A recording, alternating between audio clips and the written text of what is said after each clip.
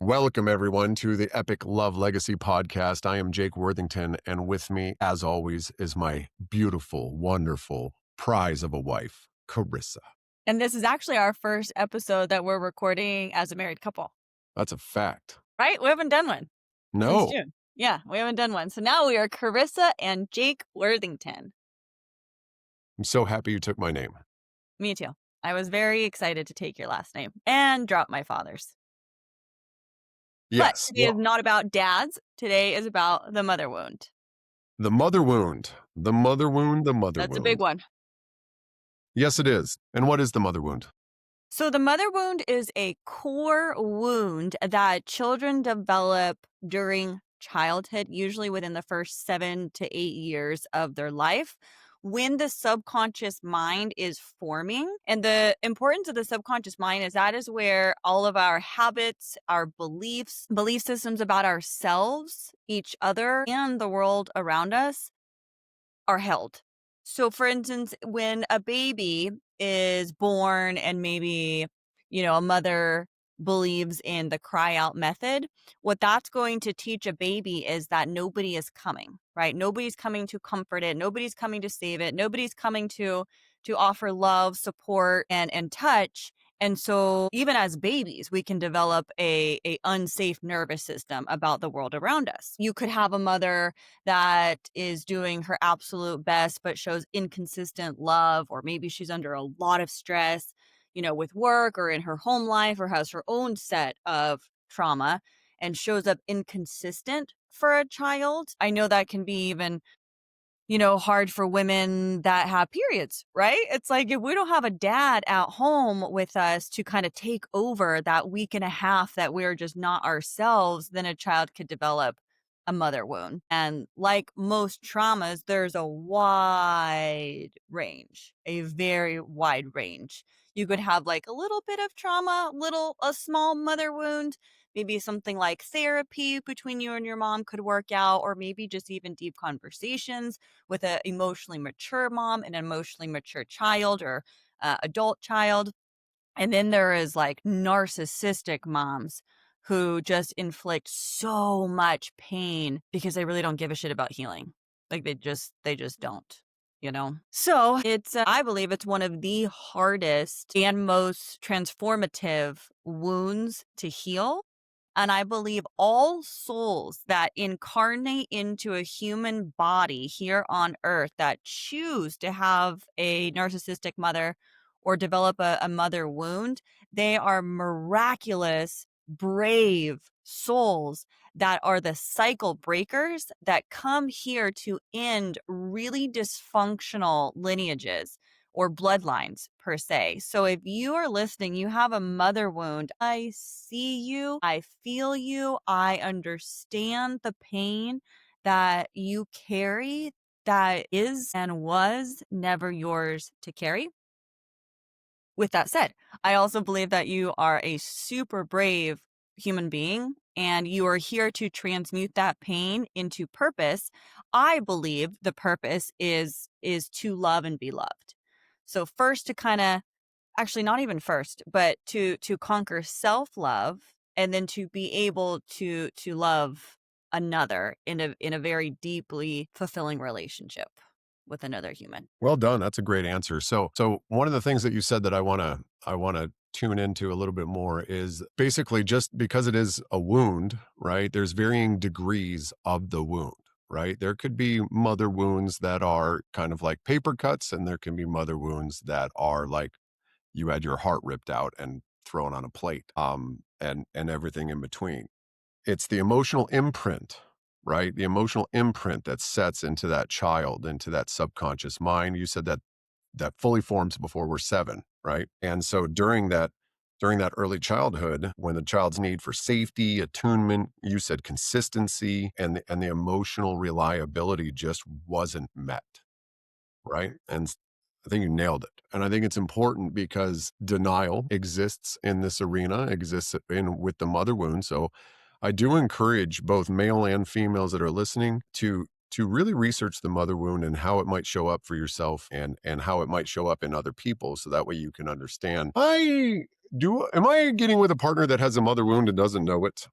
Yeah. Am I a person with a mother wound and don't know it? As Carissa, you and I know that denial runs really big in some of my reactions. It's something that I'm working on. But yeah, the mother wound, let's get into Well, it a little further. Go and ahead. to kinda just before we move on, give our listeners kind of a example. I always like to use examples from my own life to remind people that healing really is possible. So, for instance, I have a mother wound that I carry with between me and my own mom, and unfortunately, my mom really isn't able to provide the healing that I would like, at least not in this lifetime. And that has been a big core wound that shaped my identity. It shaped my personality.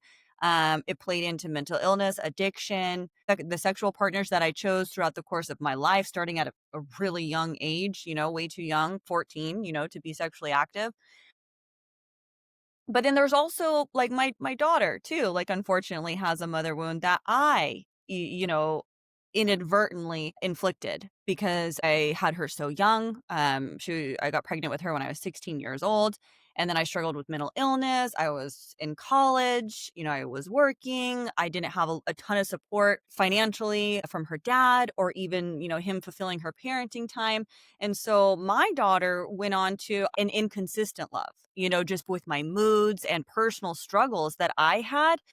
But the difference between my daughter and I, and like my mother and I, is that I'm showing up for her today.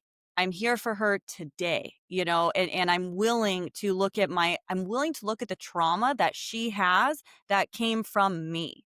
And that, I think, is the make it or break it for a mother wound. I do believe you can heal a mother wound without involving a mother. Like, for me, I've been able to heal the mother wound without my mom, but it's even better, obviously, if, like, you do have a mom that kind of comes to her senses or can really get herself into therapy or practice emotional maturity and at least admit that she doesn't know what she doesn't know and then become willing to learn. Like, we're kids, right? We are all our parents' children. So it is a natural response to want to please our parents. I'm gonna be 40 in 3 days. I still want to please my mom and my dad. Like, that exists within me. I am in complete acceptance for who my mom is. But I would love it, obviously, if she's like, hey, I want to go to therapy and be closer to you. That'd be so cool. So I think that exists for most kids. I think most kids want that. So it really it depends on your mother's willingness to confront her own demons and how her demons interfered with her parenting. Whether it is being too rigid, too strict, psychologically abusive, mental mind games, wanting to create like a little mini me of her. There's just a lot of factors that play into the mother wound. Yeah, and I want to just retouch on, talking about the mother wound is a lot different than talking about blaming your mother. I had a lot of issues in my relationship with my mother, but learning about the mother wound, I think that we would both agree that my mother wound would be smaller than yours. And we're not trying to compare traumas or anything like that, but I think my mother's stuff ended up being more like everyone blame mom rather than actually I received a mother wound, because like we said, I did get read to, and I did have a mom who was absolutely trying to meet my emotional needs throughout my childhood. Whereas I again, not trying to shame anybody, but yours still doesn't ever tell you I love you. No, no, it's She ditto, says ditto. ditto. Yeah. Yeah. But so we want to bring this up because, as our listeners, I'm sure, know, Carissa and I work with people, and especially people who want to find that real lasting love, that epic love legacy. Epic, unapologetic, notebook worthy love. Yeah. You. That's Um, what I want for all of our listeners. I feel like that's what Jake and I have. We don't have like the cookie cutter relationship. We have that passionate as fuck relationship, that some of our fights get a little spicy. But what's cool is so does our bedroom. And like, who doesn't exactly. want that? Exactly. Like, why don't you real quick before we move on, can you just stand up a little bit and show everyone? Yes. So his shirt says Big Nick Energy. Reference to the BD. Damn right. Well, thinking about our great life, I got to get back on track. But the the mother being the primary caregiver, right? The first caregiver. I mean, literally, we came from our mothers, right? And I just want to biologically talk about this. The cell split, and you are literally a portion of your mom. And for the listeners that don't know, I am adopted. And so the mom that I speak of, the mom that I call mom, is the mom that adopted me. She's wonderful, and I've always known I'm adopted, and it's never been a weird thing. I've always known because yes, I was a mistake at the conception, but then I was chosen. You know what I mean? I was I chosen. mean, you were unplanned. Yeah. That's what I mean. Yeah, but you weren't a mistake. Thank you. But the mother, the primary caregiver, they are our first mirror. And so if you have a mother wound and you're seeking a long term committed relationship, or maybe you're just getting out of a long term committed relationship and you're freaking done with love for a while and you're just going to work on self, freaking poetry snaps to you. Carissa and I did that. That is how we found each Yeah, other. this is what the kids do. Clock it. Clock it. But it shapes the the mother shapes how we feel being seen, Yeah. how worthy we feel of love, how we express our needs, and how safe we feel to express our needs, and how we attach in adult relationships, which is very important. So, how you feel being seen, do you think that that's going to affect a loving relationship? How worthy you feel of love, do you think that's going to affect how you date and what kind of texts you send and receive? How we express our needs, how we attach in adult relationships. And I know that that's something that we've got into, and that's a podcast for a different podcast, but Yeah. we're going to get into attachment styles for sure. But basically, one of the most common ways that the mother wound does show up is anxious attachment. Yeah. Yeah. I would say anxiety, anger, and addictive relationships. Fear of abandonment. Huge fear of abandonment. Huge. Whether it's real abandonment or perceived abandonment.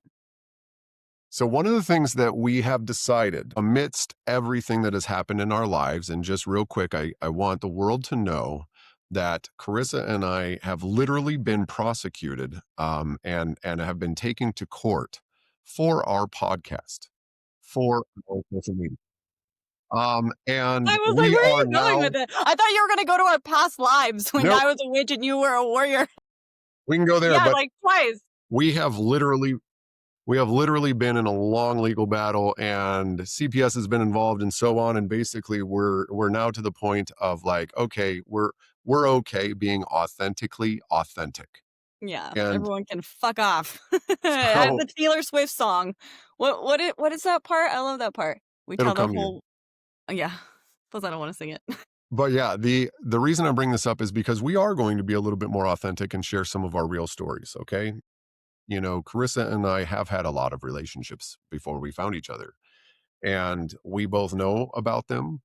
There's nothing you're going to be able to tell either one of us about our partner that we don't already know. We have absolutely healed every bit of it. I love every version of Carissa that has existed.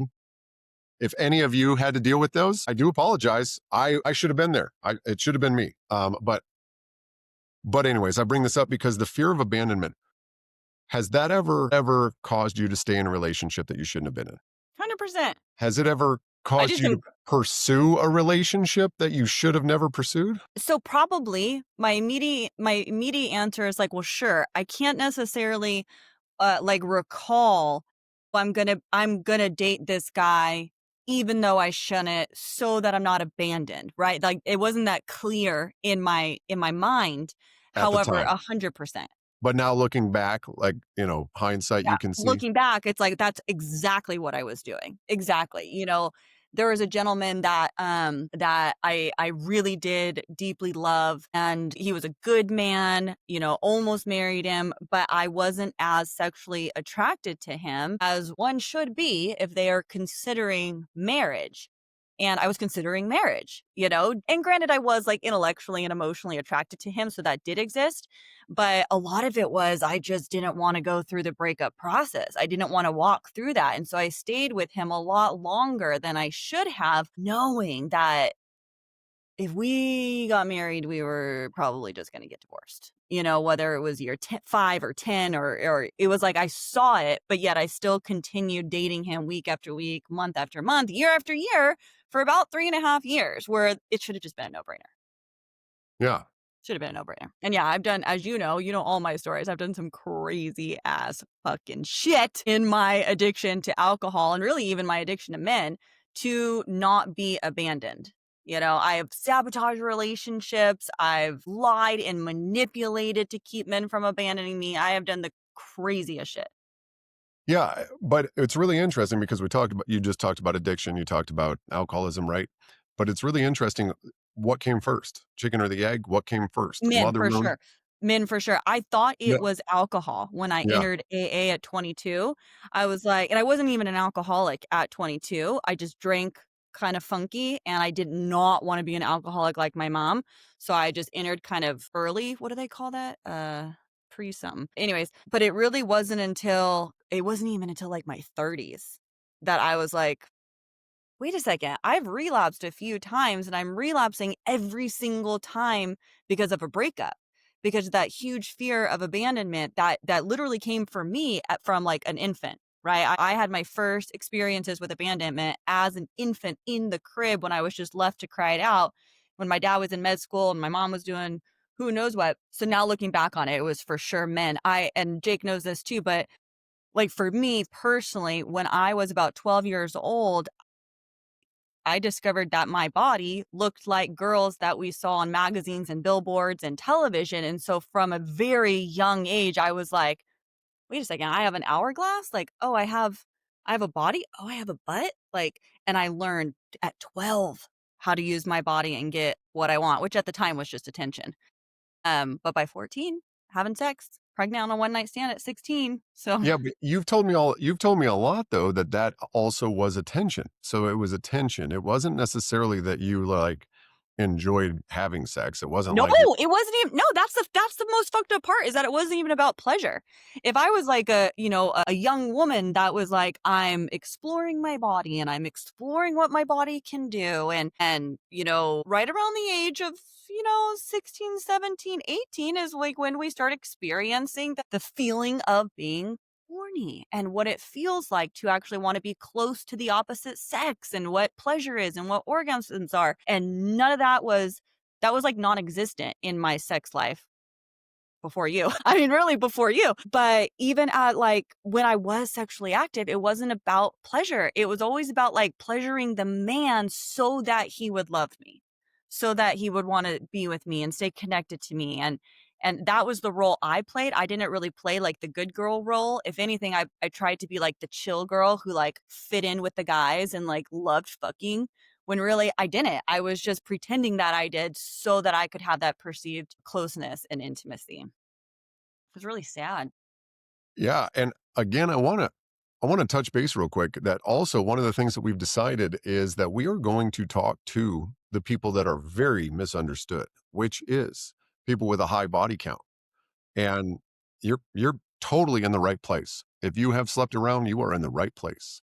I have had my fair share of partners and I've had my fair share of serious relationships. And Carissa has also. And we decided kind of separately but together to spend a year apart, or not apart, but we spent a year single. And we're like, look, Yeah, before we met. I keep bringing the same Jake into these fucking relationships and they keep ending up the same way.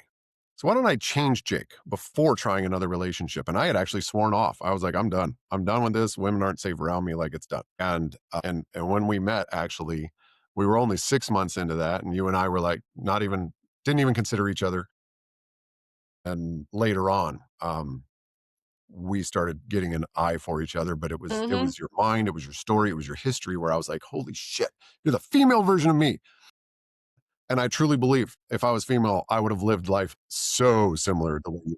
I know, and I would have too. I would have wanted to go to war. I would have wanted to kill. Even as a woman, I want to fight. Like I like fighting. I have a black belt in martial arts. I'm good at it, you know? So I can relate to everything that you've done in your life. I'm like, hell yeah, I would have done that too. Exactly. But and so the so if you're here and you're listening, you will start to hear some crazy shit. We have done it. We will not judge. And we are not ashamed. We're not ashamed, and that is why we're creating these communities is because it is important to give voice to the people that are frequently misunderstood, the misfits, the people that are too loud, too much for other people. But basically, Carissa and I have really big emotions, and we'll get into that another time. But we have really big emotions, and they do show up in our life, and we just kind of call them as such. Like, okay, this is a really big emotional event, and we put some parameters on it, and we're watching it. We're watching it actually heal. It's wild. We're healing it together in real time. Yeah. Okay, so number two on a mother wound: forgiving and self abandonment. You actually mentioned it a little bit a second ago where you're like, it's okay, I need to please them, otherwise they're going to leave me, right? And guys do this too, right? Guys overgive, and they completely abandon self and completely lose themselves in a relationship. And the woman runs the show, and pretty soon nobody's having sex because nobody's attracted because the woman doesn't actually want to run the show. And so there's a whole bunch of, but then the guy's abandoning himself and resenting her because she's not actually grateful for him for him He is running the abandoning show, himself. but she doesn't want him to run the show. Yeah. Exactly. And so you can accidentally become the emotional caretaker. You can become the fixer. You can be the one that's holding everything together. And you're minimizing your own needs and thinking that you're doing the relationship a service, but you're actually not. Because love is not something that you need to earn. Yeah. And love is something that should be given and received without condition. And that is Without really condition, hard. and that it is. It's even hard as, like, as a parent to when I'm going through, like, my period, right? When I'm, like, PMSing and I'm just like, "Oh my god, everybody shut up. Like, why are Jake and Avery even happy right now? Like, this is ridiculous. Like, why are they happy? They should be miserable too." And so it's like I have to be really mindful not to pull my love away when I want distance. And, like, what that looks like is, "Hey, I'm not in a good mood today. I'm PMSing. I love you so much. You're so special, but I'm gonna be in my room. Leave me alone." Right? So that can still be like a hard boundary that's also very loving. And I'm still working on doing that because I still kind of just get like hormonal and stuff. And so I have to remember that my family is not mind readers. And as long as I tell them what I'm going through, then they're like, oh, cool. We'll see you in a week. She'll be back.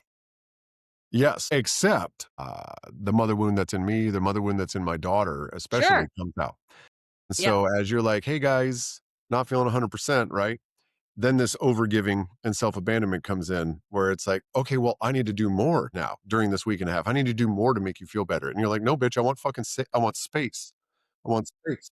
And I'm like, "Yeah, but, like, I would want someone to bring me chocolates. I've heard that when a woman's on her period, you're just supposed to fan her and just bring her No, chocolate." no, no, And it's no. like, To be clear, you can still bring me chocolate and food and candy. That's fine. but then leave.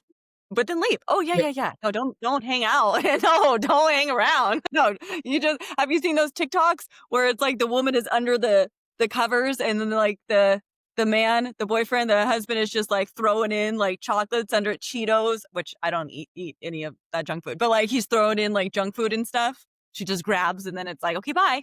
Yeah, that's That's what it funny. feels like. Yeah. Um, number 3 is difficulty receiving love Mhm. and consistency, which surprises a lot of people because you want love, but when it's consistent, calm, or available, you don't know It what to do. no, it feels so weird. It feels so weird. You know, When the it only doesn't come with person strings, does what? when it doesn't come with a whole bunch of strings and a whole bunch of expectations and a whole bunch of obligations. Yeah, it feels like that in well, at least it did in my mind. Like it felt like that in my mind. You know, the only person I've ever received safe and consistent love from was my daughter. Also probably my grandfather. However, I never really lived with my grandfather and we weren't in an intimate relationship. We were in a granddaughter grandfather relationship. So And with my daughter, she's my daughter, that was easy, I got used to it, but when I moved in with you and Avery, and you guys were so loving and so kind and so sweet, and you're both huggers, and, like, with you, you love touch and massage, that it was truly overwhelming to my nervous system because I was like, "What is wrong with them? Like, why do they want so much love?" And it wasn't that you wanted or were giving so much love, it was that I just wasn't used to it. And so, like anything, even if it's good, if you're not used to it, it feels unfamiliar. Yeah. And so it was just it's trip. Yeah. And just a little caveat on that also. Yeah, you walked in, right? There was a big void, a big hole. I had spent a year by myself, but my daughter actually had been abandoned by her stepmother Yeah. and her parents. And so that whole side, there was a big hole. There was a big hole and it was just waiting to be filled. And unfortunately, she's got a mother wound from her biological. And so there was a big hole. So you walk in and you got two people who have a lot of love to give, a lot of love to give, who were like, yay, someone we get to love on. And you're like, holy shit. Like, can I get a moment to myself, please? Thank you. Felt like bagel. I felt like bagel. We should tell him the bagel story. You want okay, the bagel story, real quick. During the beginning of that year, went to rehab, came out, got, sober and everything. And my daughter and I previously had not had a cat because my ex was like, no, I'm a dog person, which love dogs, love all animals, but got a cat. And I got two feral cats and I brought them home and they just disappeared in the house. And so finally one day, they're kittens. They were feral kittens, little tiny things. And finally one day I was like, I'm going to show this cat that I am a safe man and that I'm going to love it. And I think I was in my underwear, and there was no furniture in the house. Remember when you moved in, there was no Yeah, furniture. yeah, yeah. I took off after this kitten and luckily no furniture, couldn't hide very many places. And I cornered it in the laundry room and then I like dove at it, right? I'm 6'2". I'm 200, Big 225 pounds. guy. Big yeah, big energy. I dove at it. This thing ran up the wall, tried to go off my side. I actually got claw marks and I grabbed it. And then like Lenny from Of Mice and Men, I like grabbed it, holding it. And I'm like, you will learn that I'm safe. Don't worry, kitty. And as I'm sitting there, I can feel its claws digging into me and blood starts coming out. And maybe this isn't the right way. And so finally, I was like, I let it go and it disappeared. And I didn't see it again for like 4 days. And finally, I was pondering, I was meditating about that for a while. And I was like, maybe I don't know how to safely love something. And so just smother it. And Yeah, just smother it, chase it around the house, force it into your arms. yes, force it, don't you know? And I'm sure that, yeah, I'm sure if my ex ever heard that or whatever, she'd laugh. She'd be like, you're fucking right, he doesn't know. Because I didn't know. I didn't know. And so when I calmed my presence down, when I calm my tone, calm my energy down, change my vibration, right? Changed all the things that we talk about and teach and actually realize like I need to show that I'm safe and I not tell that I'm safe. That doesn't mean Show. shit. I need to show that I'm safe. And And I had to sometimes that means patience and letting someone come to you. letting them come to you, also known as attraction. Mhm. Mhm. What is it when you're not letting them come to you? You're chasing. Mhm. Well, Hey, women, women. and that even happened with us because we met in AA, we knew each other in AA, we played on the same softball team, went to a couple of the same meetings, and weren't really friends, but we were acquaintances, and I remember, like, Candace asking me, like, "Oh, like, what about Jake?" And I was like, no," and I think someone said the same thing to you, and you're like, no," and so it truly was, like, you just kinda kept showing up in my life, like, just themes, and then you came to my condo and picked up your baseball mitt, and so I just kinda, like, came to you, Yeah. But you did you that know? baseball mitt on purpose. I know you did. That was your Didn't, I really didn't, I so didn't, I so it was no, because it was divine, it was God, it was truly God, like, we didn't even see each other until we saw each other. but yeah, learning to soften, learning to put food out for the kitten, learning to just sit and observe from a safe distance. And as it came toward me, not to reach out. And as it came even closer, not to reach out. And as it sniffed me, not to reach out. And as it came even closer not to reach out. And as it climbed on my leg, not to reach out, and just letting it do its thing and recognize eventually, wow, this thing is safe. It's not going to harm me. And now you know that I've trained that cat. That cat will come when I call it. This And cat is fucking trained. It is amazing. Jake just goes, and then she just like comes running and just goes right into his arms like for scratches. He can get it out of the room. He can get it from under the bed. I've never seen a cat that was trained, and Bagel totally is. yep. It's pretty cool. Yeah. So the issue with consistency and calmness and availability, right? Like it doesn't feel safe for somebody who that hasn't been modeled for, right? When you have to perform to receive any kind of love or whatever, when you have to perform in order for your house not to be this constant fighting and this constant source You got to play of the good girl role. yeah, you got to play the good girl. Well, then what ends up happening is you actually end up like safety feels boring. And I know that you and I have both had this issue in our past where we dated somebody who actually had all the right, all the good things, and we fucked it up because it didn't. It was like this That's is like weird. vanilla. This is boring. Like, what's the matter Vanilla, with you, perfect word. Vanilla. Yeah. right? And Yeah. you're like, something's the matter with you because we mistake. What do you say? You say it all the time. We mistake intensity for intimacy. Oh, yeah, yeah. Intensity for intimacy. Yeah, so if a relationship is, like, really, really intense or you're the partner or the date that you're pursuing or the situationship that you're pursuing, if it's very intense, we mistake that as passionate. Like, "Oh, there's just so much passion." Oh, you guys are trauma bonded, you know? Yeah, that Now, passion is called chaos. it's called chaos, passion is when I believe there could definitely be some chaos, especially if you're rewiring from a very traumatic childhood. Mhm. But it's really having awareness. If you and your partner are aware that you guys are a little bit crazy and you're doing all the necessary steps to not be crazy and you're unlearning these fucked up programs that were literally wired into the mind before 7, 8 years old, you're good. Like you're golden. Like to be honest, then a real vanilla relationship would probably be very boring, you know? So you don't wanna go, like, too far to the extreme. Like, if you know you're a little crazy, you wanna find someone who's a little bit just a little bit too, and then you guys work on becoming the best together. Yep. That right there is a power couple. Yes, we do not wanna fall in love, we wanna rise Rise in in love. love Okay, a couple more. 4, number 4, attraction to emotionally unavailable partners. because it feels familiar. It feels familiar because when you have that man that is showing up for you, and let's take it all the way from like the first date. When you go on a first date and he pays for your meal and then he calls you right away or sends you a text right away and you're just like, "Oh my God, like you're not waiting like the 3 days." Like, no, bitch, that was fucking high school. That's not a thing. If you have the urge to reach out, you reach out. You're an adult.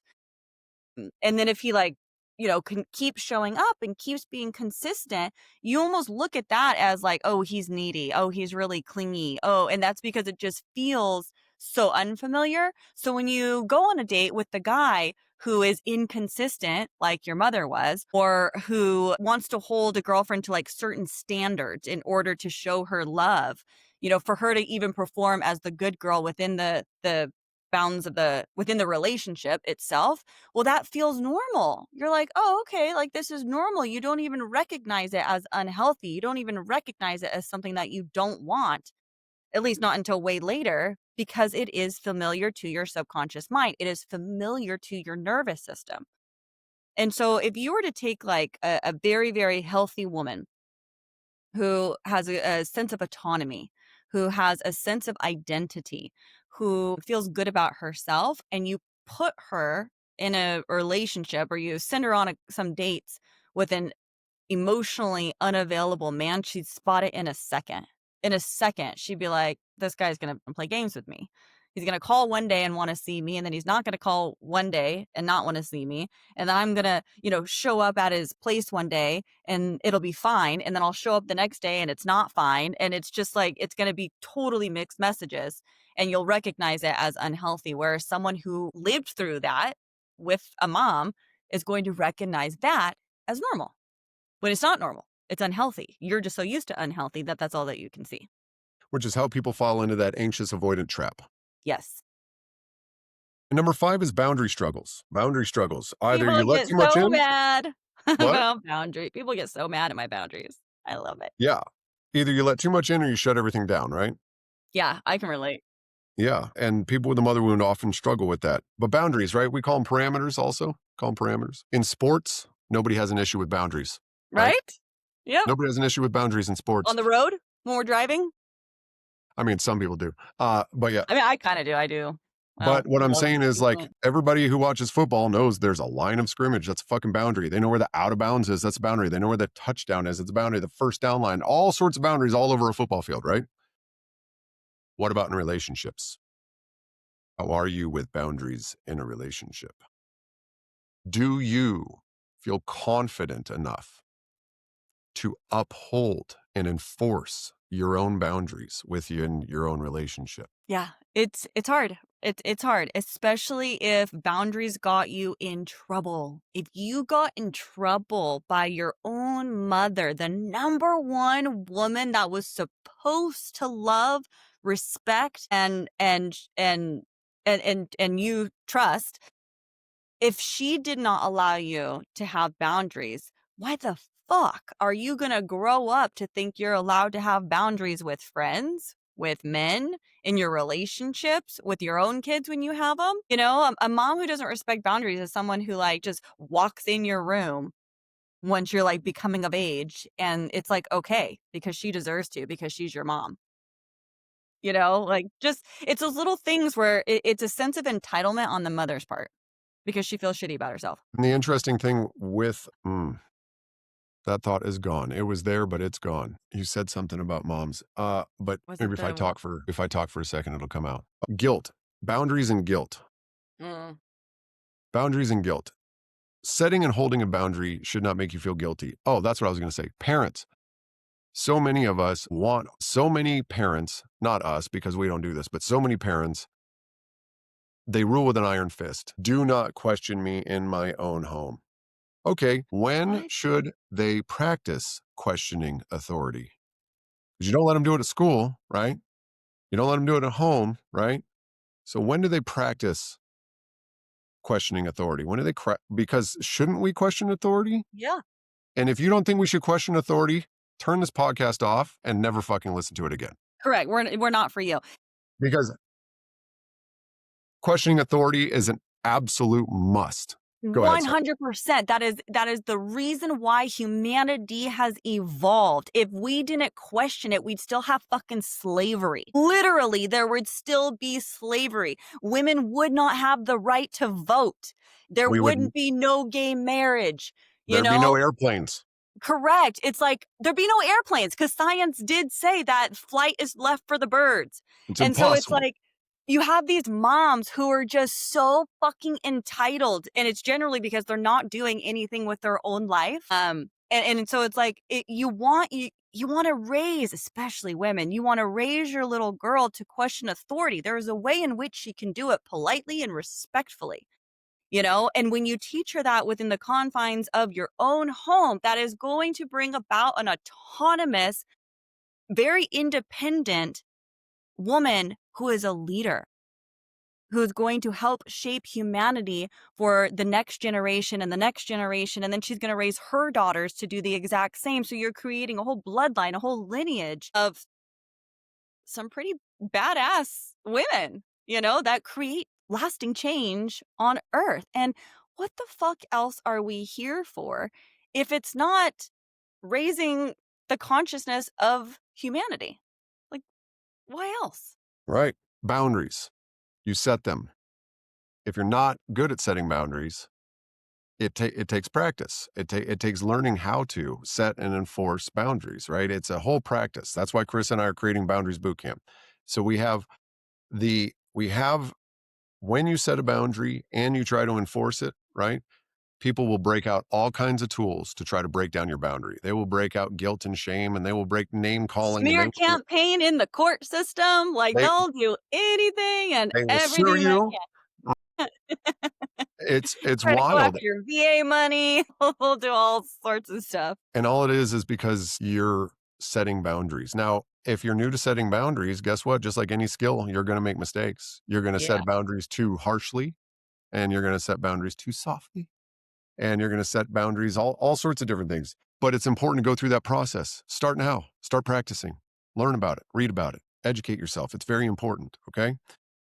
So, And one thing I wanted to say, I didn't know if you were gonna say it or not. no, Boundaries are not necessarily about the other person, it's about yourself. It is about how big of a boundary do you have to set so that you can love the other person unconditionally.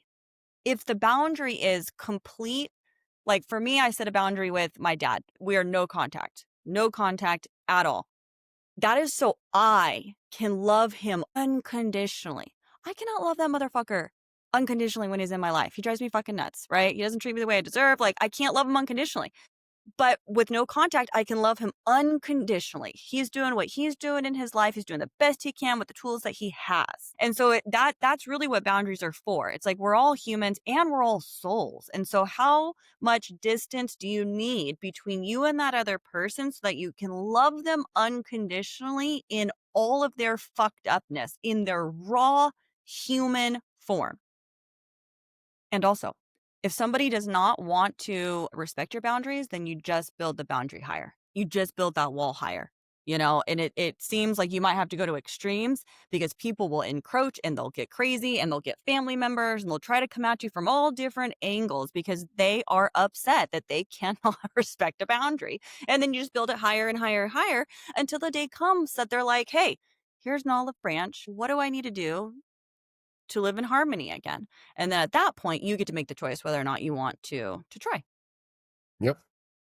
If that comes, if it comes. I don't like boundaries. I get it. I don't like them when they're set on me. When my nobody daughter does. sets boundaries on me, I'm like, Well, people take it very personal. And it's like the boundary isn't always set because you did something wrong. The boundary is set because the person needs something, right? Like when you right, say, hey, I'm in the bedroom tonight, you're like, hey, I need this for me. It's not that you guys are doing anything. It's like, I need this for me.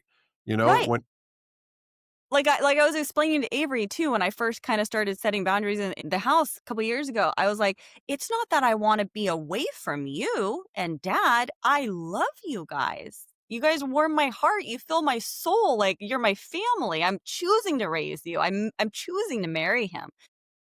So it wasn't that I wanted to be away from her, it's that I wanted to be alone. Well, I can't be with her and you and alone. I had to choose one or the other. And so it's like you just lean a little bit more like, well, 51% I want to be by myself. 49% I want to be with you guys, but 51, Mhm. And it's not always 51. Sometimes it's no, I 100% want to be alone and that's okay too. and allowing somebody and like having a boundary and allowing your loved ones past it, and then having a boundary and allowing your loved ones past it, right? And this constant thing ends up this abandoning self. You end up having no sense of self.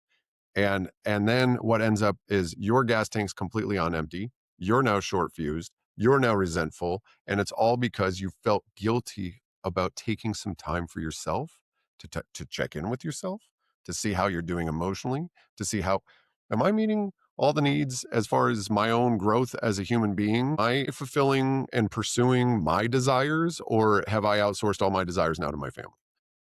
And these are very important things because the loss of identity in relationships for people who have a mother wound happens very quickly. So And it can quickly. happen inadvertently.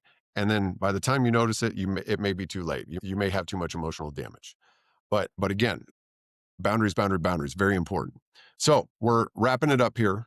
Yeah, I and I want just wanted to say real quick too, like if you can't say no to your mother respectfully and politely, right? If you're a child, then you are not going to be able to say no to the guy who wants to fuck you. There was a study that said like I think it was like 75 or 80% of women, well, girls, said yes to sleeping with a teen boy that they didn't want to sleep with because they didn't want to say no because they didn't want to hurt his feelings. That started with her mom. That started with her fucking mom. Right there. If you can't say no to your mom because you're more worried about her pulling her love away, talking about you to your sister or other family members, then there's no way in hell a couple years goes by and you're a teenager that you're going to be able to say no to that man because you're going to think that he's going to do the same thing. He's going to go tell the whole school that you're a tease, And so moms really hold the power to shape their children into healthy, autonomous adults that know who they are. They're not willing to abandon their authenticity just to feel connected. That That you is got from Gabor Mate. damn right. Damn right. Okay. So 333. That's Papa. I'm telling you, it's angel number after angel number after angel number after angel number. so some healing that you can do. Okay, let's talk healing. This is not quick fixes, but this is integration. We'll touch on these and we can get into them in another episode if we need to.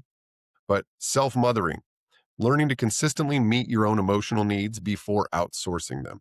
All right? Like yesterday, my daughter was trying to make a decision and then she goes, "Well, I'm just going to ask chat." And I said, "Hang on a second before you go anywhere else. Have you asked yourself first? Have you asked yourself first?" And it was hard. It was hard for her. She's like, "But I don't know what the right answer is." I'm like, there is no right answer. This is not school. This is not a test. No, This is she not. knew her answer. She was wondering if her answer was, like, allowed, like, if she was Yeah. allowed to have that answer. Yep. So learning to meet your own emotional needs before outsourcing them, right? And checking in with yourself regularly. You may even have to schedule this time. All right. Carissa does a meditation every morning, and she's like, "Hey, I'm going in the other room to meditate." And she does. The majority of mornings, stop with that eye roll. Like, I try. It's always my goal. Number two, differentiating intuition from anxiety. Yeah. Anxiety is loud and urgent and telling you that things are unsafe, but intuition is calm and grounded. It's like a whisper, and it fast. So, differentiating intuition from anxiety can help heal the mother wound. Number three, practice receiving. Practice receiving. Let someone show up for you without you performing, without you proving, and without you over giving back, without you doing something in return that's a grander gesture than whatever they did. Thinking that something's owed. Receiving is not a debt. It's not a debt. Number four, choosing safety over familiar chemistry, right? Healthy love is going to feel quieter at first. This doesn't mean that there's a lack of passion.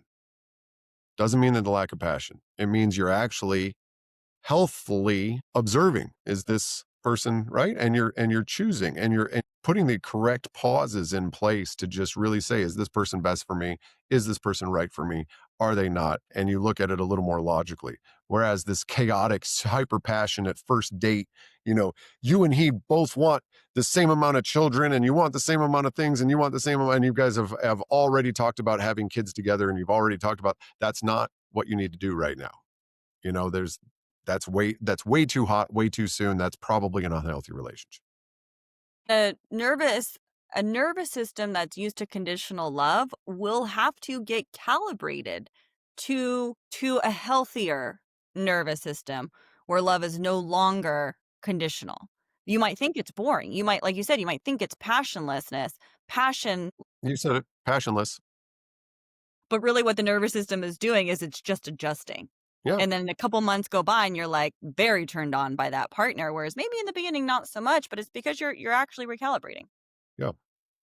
And number five, grieving the mother that you didn't get. That's a big one, especially if she's still alive. That's a that's a big one. That's a lifelong project. And if you haven't, I recommend researching grieving. Okay, but grieving the mother that you didn't get, because healing does require a mourning process. Yeah. MOUR, mourning process. You can love your mother and still grieve the parts that you didn't get. So you can definitely say, like, she did the best she could, and you can mean it, and you can love her for the effort she gave to do the best she could. And you can also have complete acceptance and be aware that it also had some holes in it That it wasn't enough. and Yeah. that those holes affected you Yeah.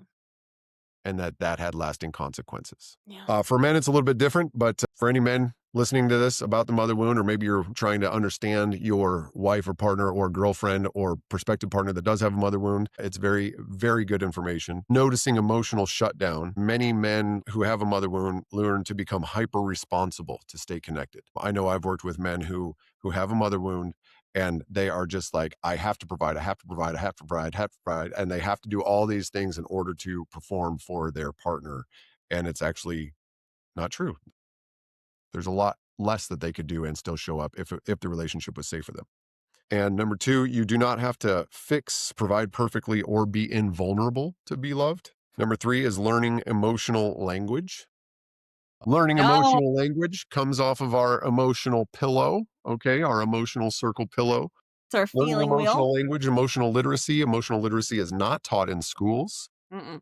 Literacy is usually not taught in homes. How many parents and children are sitting down talking about emotional literacy and emotional granularity in their homes? Or are they outsourcing it to counselors and therapists and things like that that people might see once a week, long after the emotional wave has hit and subsided, and then you're trying to get it later. Yeah, So emotional intelligence is everything. it's really important. Mhm. Number four, for men, stop the rescuer dynamics. Okay. Captain Save-A-Ho, we all know who you are, and we know that you exist in this world for a reason, and good on you for trying. But you should be choosing partners who bring to the table as well. It should be a mutually beneficial relationship if it's healthy. And number five, rebuilding trust in intimacy. Closeness does not mean smothering like the kitten story. So once again, if you have the mother wound, it doesn't mean you're broken, doesn't mean you're fucked up. You probably have been labeled with different mental illnesses. You probably have had your own issues with addiction. You probably have had some real issues, but it doesn't mean that you're a bad person. And it No. doesn't. No, it means you're a chosen one. You're a chosen one to feel the lack of love and the lack of affection so deeply early on in your childhood that because your mother is able to mirror your own lack of self-love, that then it becomes your, I don't wanna say job, but, like, your job to learn what you don't know, to learn what your entire family, multiple families don't know, so that you can find epic, unapologetic love later in life and then express that. I truly feel like everyone with a mother wound, everyone who struggles with addiction, you're a chosen one, not a broken one. You're here to change the entire trajectory of your bloodline. Right. And if you have a mother wound, right, that your mother wasn't able to show up for you, chances are she has a mother wound too. Correct. And chances are her mom had a mother wound. And if you really, I mean, right now at the time of this podcast is 2025. Your grandmother lived during the Great Depression. Yeah, they were worried about just surviving, just eating. Survival. They So have time to love emotional on kids. granularity was not important. So this is very important. So it is, as Carissa says, breaking generational cycles is not just freaking table talk. It's not just clickbait. It's not just to hook you. It's not anything like that. It is actually something that we are doing in real time now, especially as we end the age of Pisces and enter the age of Aquarius. And for any mothers listening that might resonate and are able to show emotional intelligence and are like, shit, maybe I inflicted some trauma on my own kid. There is no person, there is no mother, other mother, stepmother, grandmother, man, food, substance that can fill that mother wound. A child wants its mother. Period. Period. There's a biological component that is to it. It's the first person I've ever smelled, the first person I've ever kissed, tasted, it breastfed. And so there's so many little transmitters going on that connect us to our children. And so nothing's gonna take the place of that. Nothing at all. The child's gonna always want you. The child just wants you to show up for her that she deserves and wants to be heard, wants her voice to be heard and her voice to matter, not be dismissed. So I don't believe that any of us have gone too far down the road to heal. None of us. Whether you're a mother who's inflicted the trauma or a child that's carrying that pain, everyone can heal. And that is a great caveat into this final thing. It's not about going into the past. It's not about going into the past and dredging all of it back up and reliving and reopening the same wounds. Healing happens now in the present. It happens now. And it's about the choices that you make moving forward and the books that you read and the things that you allow into your consciousness and what you ingest in social media and whether or not you're allowing the news to continue to terrorize you. Yeah, what kind of TV shows you're falling asleep to, you're watching crime shows and stuff like that, like, your mind's gonna be fucked up. Yeah, you're watching nothing but people cheating on each other in relationships, You're probably gonna gonna have have trust some issues in issues. your own. Yeah, yeah. So, just remember, epic love is not found, It's created. it is created. It is built one conscious choice at a time. One boundary at a time. That's right. Carissa and her No, it's good. Okay, if you have stayed with us to this point, just wanted to thank you very much. I am Jake Worthington. This is Carissa Worthington, my beautiful, lovely bride, who has 3 more days in her 30s before she turns into her fantastic, fruitful fees. the big I'm telling you, it's going to be I know, divine. I'm fucking excited. It's gonna be rad as shit. I'm super excited. Yes. It's Yeah, going it's to gonna be be the best decade. That and my 50s, best decade of our life. going to be great.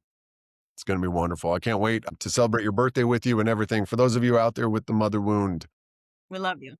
we love you. And re listen to this. Send us comments, send us emails, all you want. Carissa at epiclovelegacy.com Yeah. and Jake at universalmanhood.com. Alright, we love you. Thank you.